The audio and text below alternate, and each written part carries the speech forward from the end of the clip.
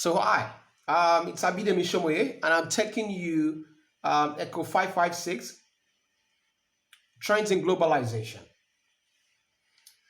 And today I will be teaching you on economic globalizations and trends. Remember, I said a part of the globalization that we have is we have economic globalization, whereby the economic systems of the world are coming together, are functioning as one. Okay, so a situation where the economic systems of the world are integrated, are linked to each other.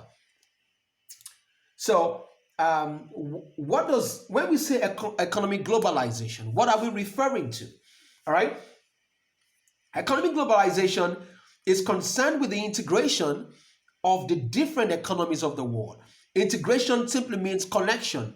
To integrate simply means to work together, to be linked together, to be, allow me to use the word, to be in direct relationship, okay, together, to be able to function as a whole. All right. So economic globalization is concerned with the integration of the different economies of the world. Also, it refers to the increasing interdependence. All right. Interdependence simply means that we are depending on one another, not depending in terms of survival, but we have a mutual relationship together in a situation where I get something from you, you also get something from me, something valuable, all right? To be able to work as a whole, to be able to function as a whole.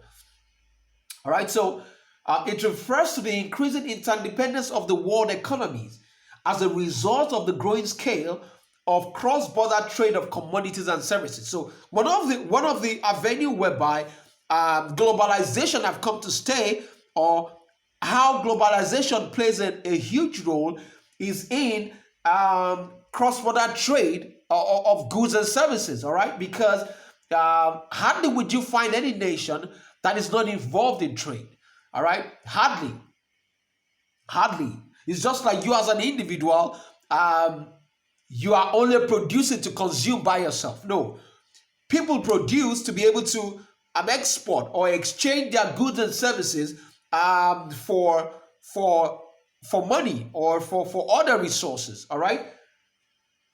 So growing scale of, okay, let me read it again. Also, it refers to the increase in interdependence of world economies as a result of growing scale of cross-border trade of commodities and services, flow of international capital, all right? Capital that comes from not just within your economy, capital that comes from other countries, other economies, other international capital, and wide and rapid spread of technologies.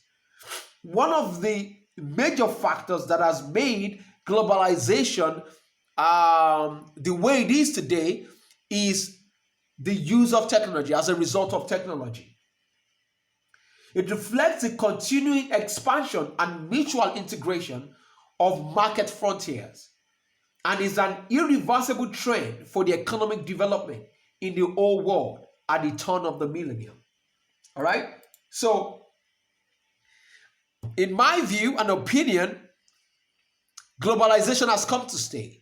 However, globalization must be played in a way that it is beneficial to all factors. It is beneficial to everyone.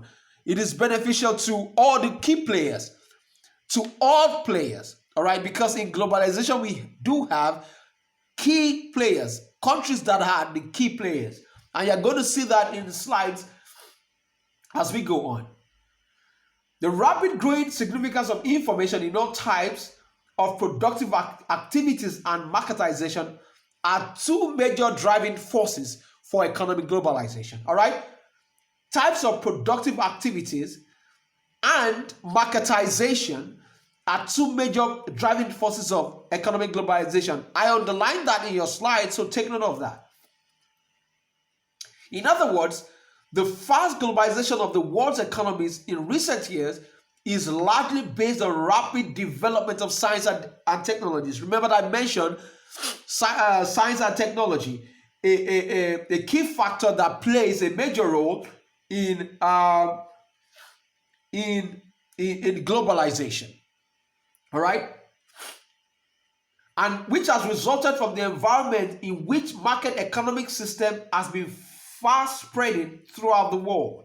All right, and has developed on the basis of increasing cross-border division of labor. All right, you find people migrating from one country to another as a result of globalization. Okay, for example, in the EU, European Union, the EU countries can easily migrate from one country to another to be able to work in this country. One of the things that have made it so easy is as a result of globalization. It simply means that not only EU, it simply means that as an African or as an Asian, you can easily move from your country as long as you meet all the criteria to be able to go work in other countries. All right? And that has been penetrated down to the level of production chains with enterprises of different countries. Slide 5. The advancement of science and technology has greatly reduced the cost of transportation and communication. And that is true. For example, I'm speaking to you right now on my phone. I'm teaching right on my phone. It's easy. Okay, just put up my mobile phone, do the recordings as long as I have all the things in place, and you are receiving the information at the tip of your finger without you. You could be in your bedroom, you could be in your sitting room, you could be walking, and you'll be listening to this thing. All right. So